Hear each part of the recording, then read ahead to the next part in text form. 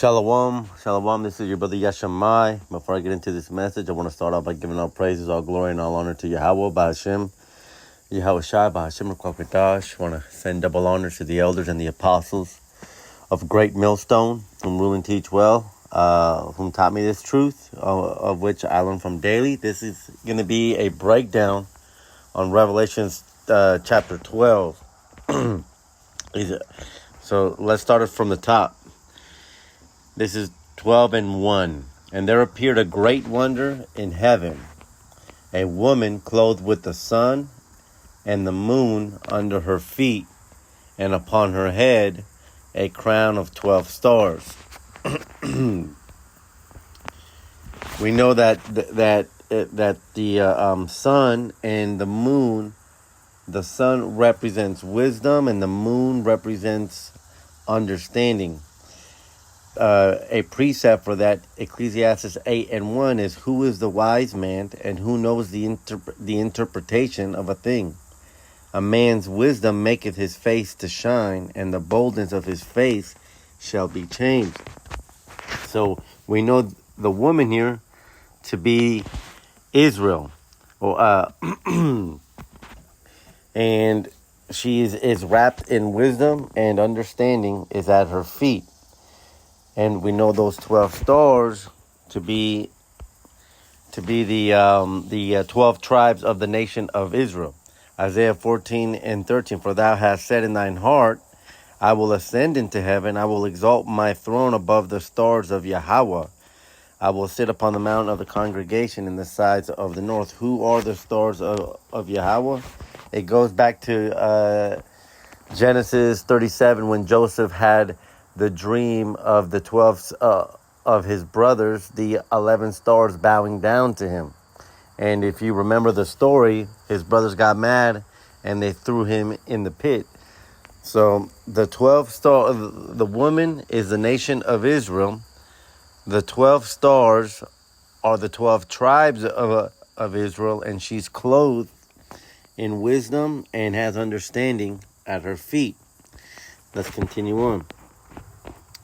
Revelation 12:2. And she, being with child, cried, travailing in birth, and pained to be delivered. Who is that child? That child is Yahweh Shai.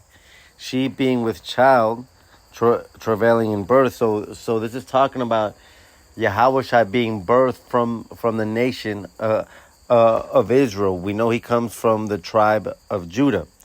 Now, I want to get into the travailing, because travailing is one of the definitions here: engage in a painful or laborious effort.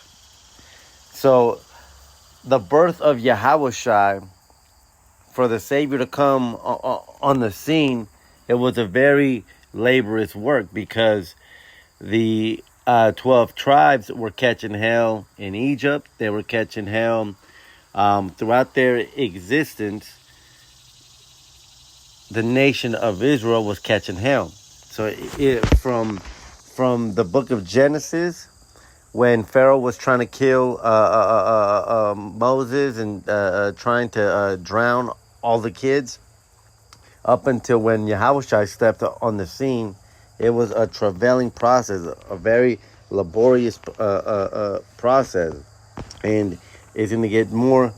This is one of those laborious times. This is Revelation 12:3. And there appeared another wonder in heaven, and behold, a great red dragon. Who is that red dragon? The red dragon is the beast system. You know, the beast system, having 7 heads and 10 horns. What are those 7 heads? Those 7 heads are the former rulerships of Esau, Edom, the so-called white man. And those 7 heads are Germania Minor, Germania Major, the Greeks, the Romans, the French, the Spaniards, and the British. And those 10 horns are also a part of that beast system.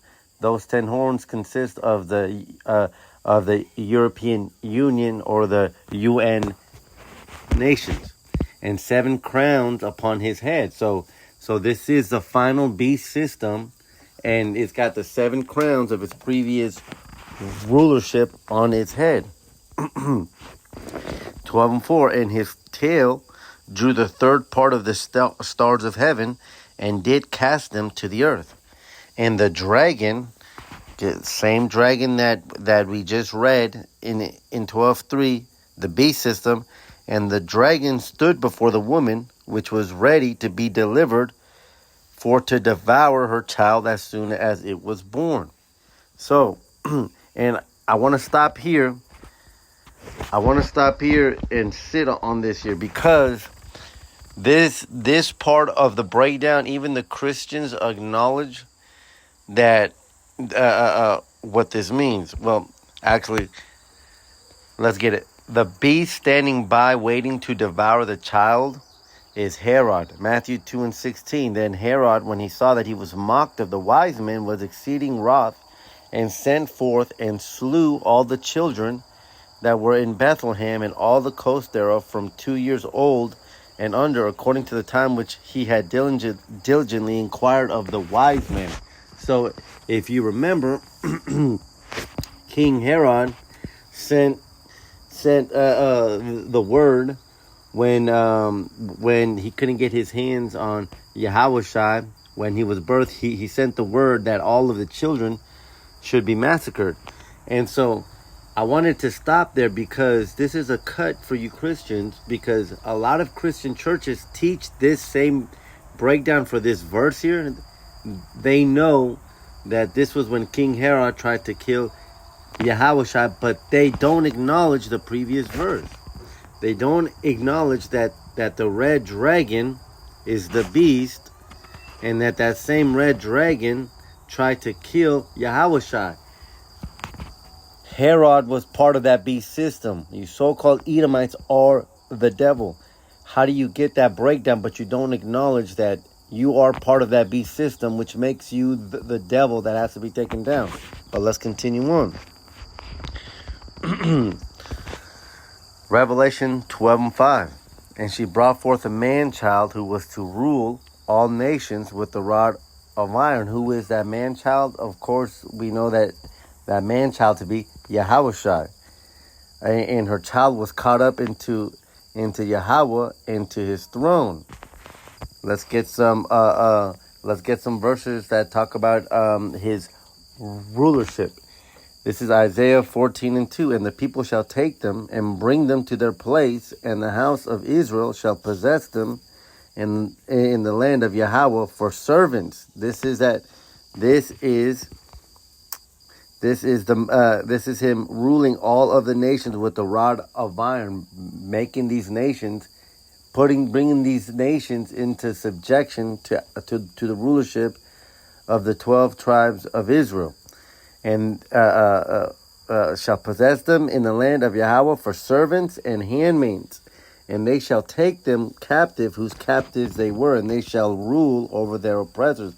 This hasn't happened yet. Well, it did happen for 40 years, but it's going to happen again for eternity.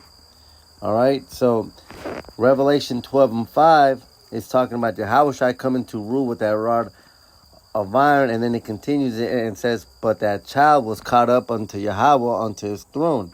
And we know this.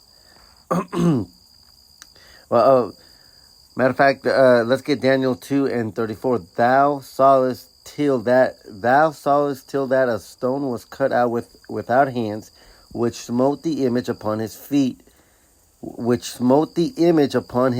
that were of iron and clay, and broke them in pieces. Yahushua is coming down to break it, to take this beast system down, and to rule over all of the nations with the rod of iron. Okay, so all of this 12:5 is talking about Yahushua coming back in rulership. And then it goes on, her child was caught up to Yahweh unto his throne. That's Hebrews 12:2. Looking unto Yahushua, the author and finisher of our faith, who for the joy that was set before him endured the cross. That's how he was caught up, through the cross, despising the shame, and is sat down at the right hand of the throne of Yahweh. You see how that lines up perfectly? Was caught up unto Yahweh, unto his throne. Precept upon precept, here a little and there a little. This is, so continuing forward, this is Revelations 12 and 6. And the woman, again, same woman from verse 1, Israel, the woman fled into the wilderness where she has a place prepared of Yahweh, that they should feed her there for 1,203 days. That's 1,260 days. So that wilderness is Egypt.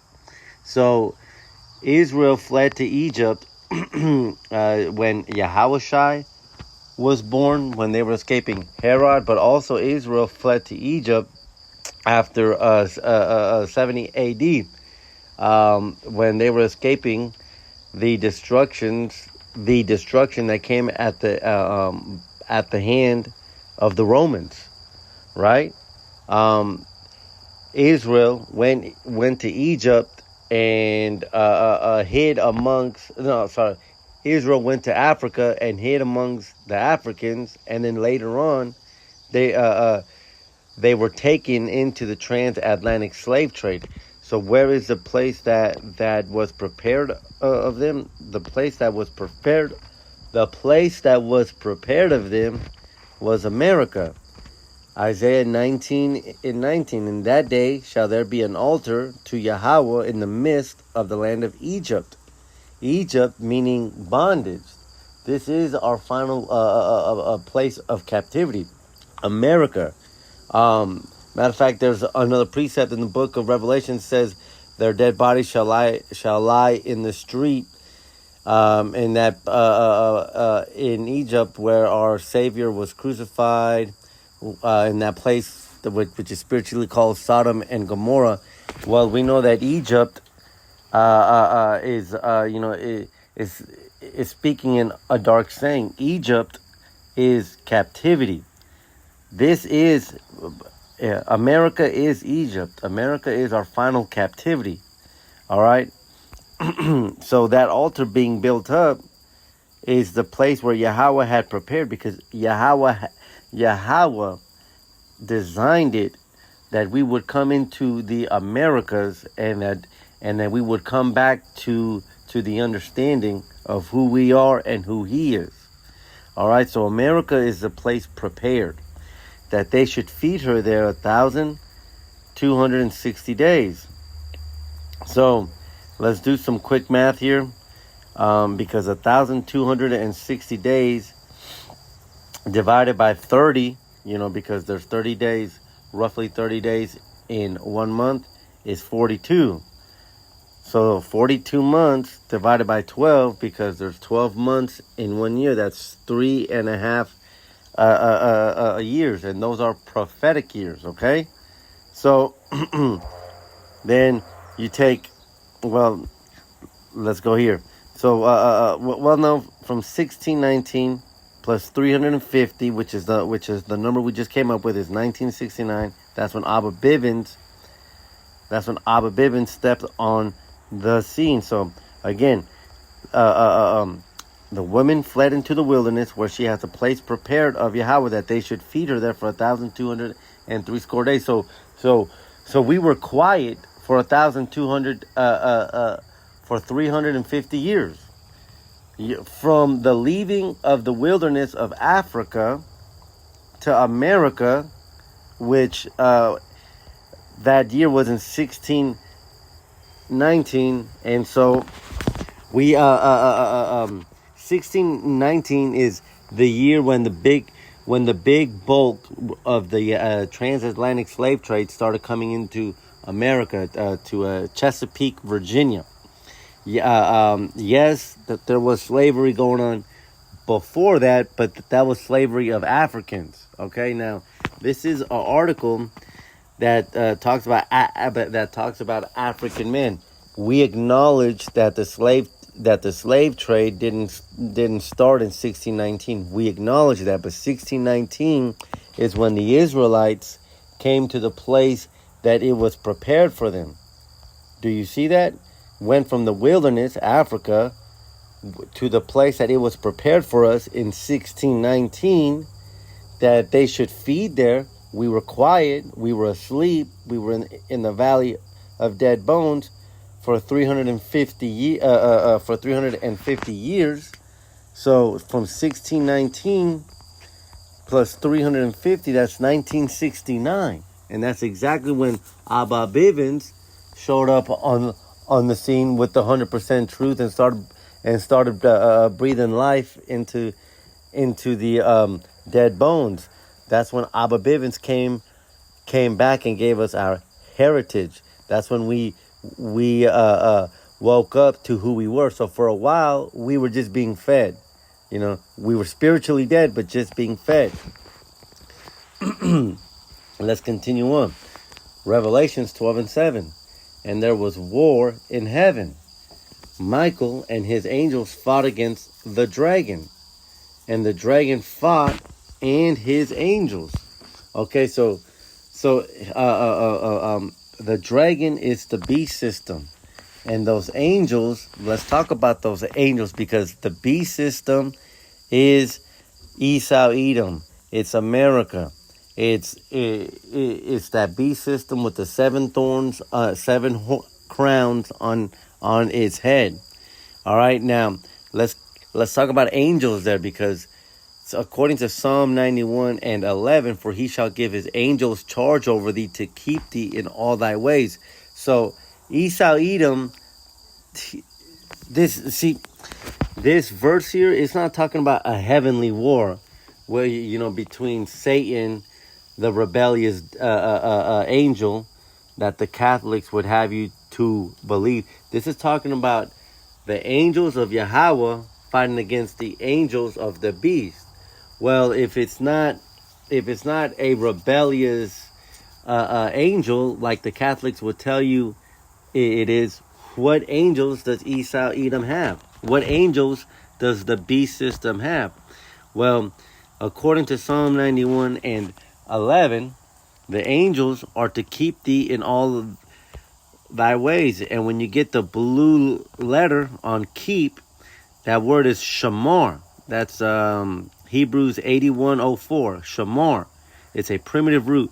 To hedge about, to guard, to protect. Okay, so those angels mentioned in 12:7, those angels are the armies that Babylon has. So the angels of Yahweh and Yahweh Shai are going to fight the angels or the army of the beast system. Let me break that down even simpler.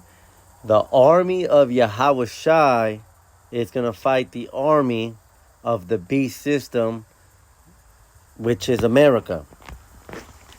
Let's continue on. And by the way, this is all scripture. This is 2 Ezra 13:8. And after this I beheld, and lo, all they which were gathered together to subdue him is Yahushai, were sore afraid, and yet durst fight. So all of the nations, as stupid and crazy as it sounds, all of the nations are actually going to try to fight against the armies of Yahushai. And that's scriptural, man. That's what it's talking about. The angels are the armies. So again, let's get that again. 12:7. And there was a war in heaven. Michael and his army fought against the beast system, and the dragon fought and his army. Okay? Precept upon precept. Revelations 12:8. Continuing on. And prevailed not, neither was their place found any more in heaven. So the beast prevailed not. And that dragon was cast out, that old serpent called the devil, and Satan, which deceives the whole world. He was cast out into the earth, and his angels were cast out with him. So the beast system loses this battle. And, I do want to stop and point out, that Satan deceives the whole world. How does he deceive them? He deceives them by telling you that the so-called white man is God. by telling you that Jesus is a white man, by telling you that you so-called blacks are bad, and that you're just Africans, and he deceives you by hiding who the Israelites are, man. He's deceived the whole world to telling the Israelites that they are nothing and that he's the best thing and that we need him. And we see that to this day, because how many idiots and 2/3 of our people do we see praying for Trump to win? We are being deceived thinking that we still need this other devil to save us from the other devil that caused the mess. Like, it's fucking crazy. He is a deceiver, but he loses the battle. He loses the battle. And I heard a loud voice saying in heaven, now has come salvation and strength and the kingdom of our power and the power of his Hamashiach, for the accuser of our brethren is cast down, which accused them before our power day and night. Again, consistently saying that blacks and minorities are rapists, are murderers, that 13%, he's consistently accusing the brethren. Who are the brethren? Because who got this revelation? John. And who are John's brethren? Israelites. So the beast, Esau Edom, is accusing the brothers consistently by saying that 13% of blacks do all of the killing, saying that all Mexicans are rapists, but yet he's, we do bad, but yet he's doing shit that is like 100 times more foul, poisoning the foods, poisoning the air, but yet he accuses us. So he loses that war, okay? And this is also mentioned in Isaiah 14 and 12. How art thou fallen from heaven, O Lucifer, son of the morning? How art thou cut down to the ground, which did weaken the nations? And then I want to jump down here to 15, because this is Isaiah 14 lines up exactly with Revelation 12 here, because we see Lucifer, we see the beast falling. Verse 15, yet thou shalt be brought down to hell, to the sides of the pit. He's going to lose his rulership. Verse 16, they that see thee shall narrowly look upon thee and consider thee, saying, is this the man that made the earth to tremble, that did shake the kingdoms, that made the world as a wilderness and destroyed the cities thereof, that opened not the house of his prisoners? Whew. Again, he loses this battle. And I heard a loud voice saying, now is salvation and strength in the kingdom of our power. Once he falls from his rulership, Yahushua comes down to rule with his rod of iron. The 12 tribes are back into their original position, which they were always destined to be in. All right? Continuing on. Revelations 12 and 11. And they overcame him by the blood of the Lamb and by the word of their testimony. And they loved not their lives unto death. Who is the they? They are the hopeful elect who did not take the mark. That's how we overcome them. This is Revelation 14. And I looked, and lo, a lamb stood on Mount Zion, and with him 144,000, having his Father's name written in their foreheads. This is the testimony of the Lamb, man. This is the blood of the Lamb. This is the word of the testimony. Verse 3. And they sung as it were a new song before the throne and before the four beasts and the elders. And no man can learn that song but the 144,000 which were redeemed from the earth. All right. So that new song, that is the testimony. That is the word of our testimony. And then it continues on, because we are going to overcome him whether we are beamed up. But there is a chance that some of us will be martyred, because 12 and 11 says, and they love not their lives unto death. Let's precept that with Revelation 6 and 11. And white robes were given unto every one of them, and it was said unto them that they should rest yet for a little season, until their fellow servants, also their brethren, Israelites, that should be killed as they were, should be fulfilled. So we are still going to overcome this beast system, but some of us have to be martyrdom. And I want to point out the wording here. Should be fulfilled. It should. Okay, now I zero in on that because I do construction, right? So one thing about construction is there's building code. And when a building code tells you what you can and what you cannot do, and it also gives you leeway. But one thing that they teach you when you're learning to read the building codes are the definitions, because different words means different things. For example, if you see may, like this wall may be spaced every 16 inches, it means that may means that there's another way to do it. But when you see shall or should, there is no getting around it. If you see something like this wall shall or should be spaced every 12 inches, there is no other way around it. So I want to zero in on that, because it says here, until their fellow servants also and their brethren that should be killed as they were should be fulfilled. So there are a select men that will overcome the beast system by not taking the mark, but that will be martyred, man. Okay? Continuing on. This is Revelation 12:12. Therefore rejoice, ye heavens, and ye that dwell in them. Woe to the inhabitants of the earth and of the sea. For the devil is come down unto you, having great wrath, because he knows that he has but a short time. And when the dragon saw that he was cast into the earth, he persecuted the woman which brought forth the child. So that's exactly where we are now. We see that the devil, Esau-Edom, we see his nakedness being exposed, and so he's coming down with great wrath. What is that great wrath? That's Amos 8:11. Behold, the days come, says Yahweh, that I will send a famine in the land, not a famine of bread, nor a thirst for water, but of hearing the words of Yahweh. So Yahweh is sending this. Yes, but he's sending it by putting that thought into the beast, because he knows that he has a short time.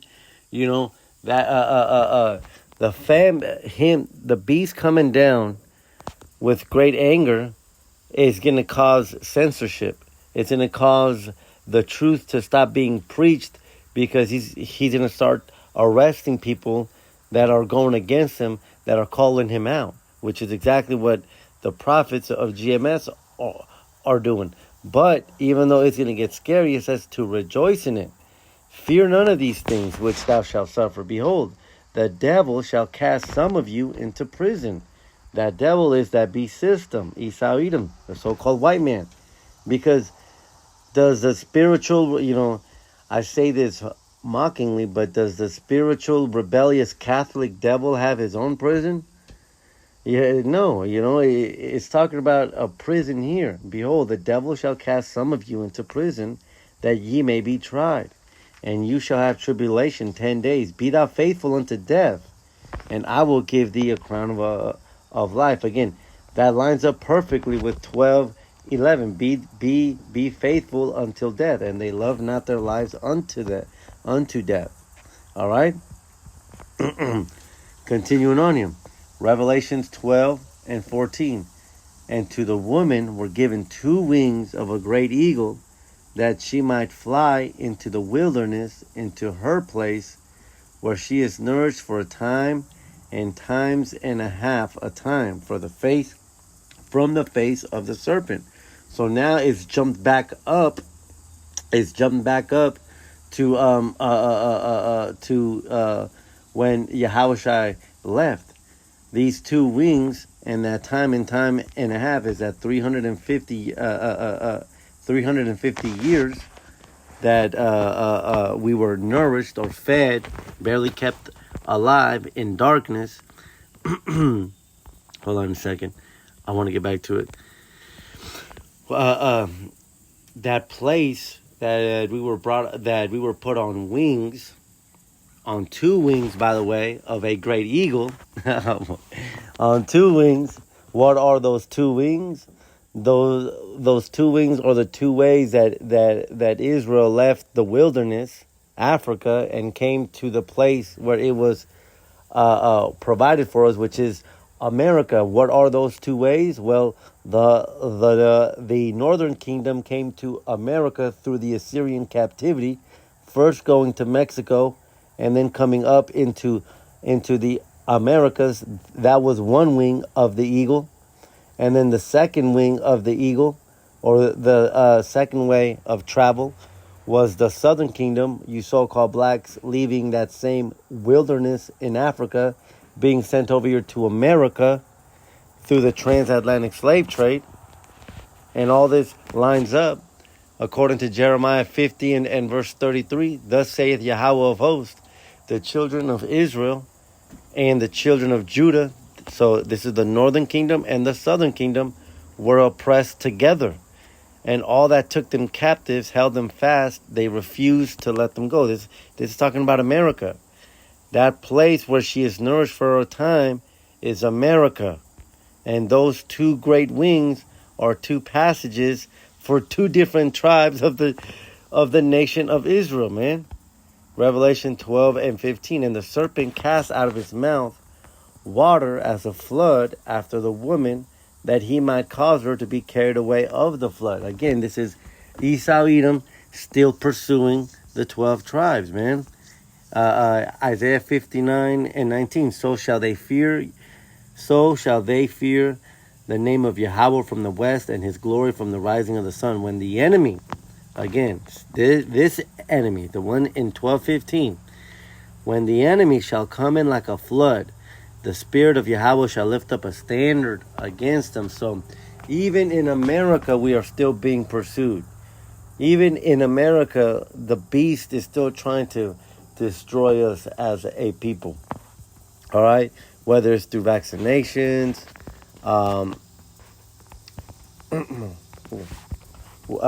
whether it's through drugs, whether it's through kidnapping.